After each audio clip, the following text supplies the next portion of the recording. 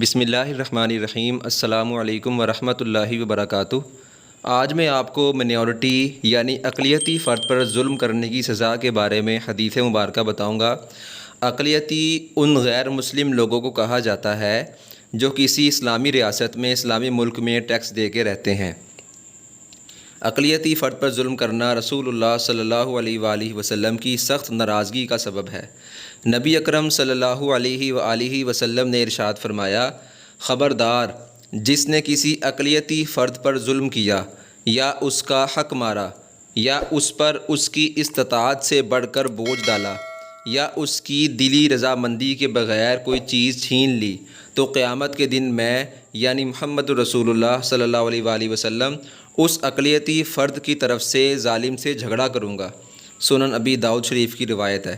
اللہ تعالی ہمیں ظلم کرنے سے اللہ تعالی ہماری حفاظت فرمائے، آمین۔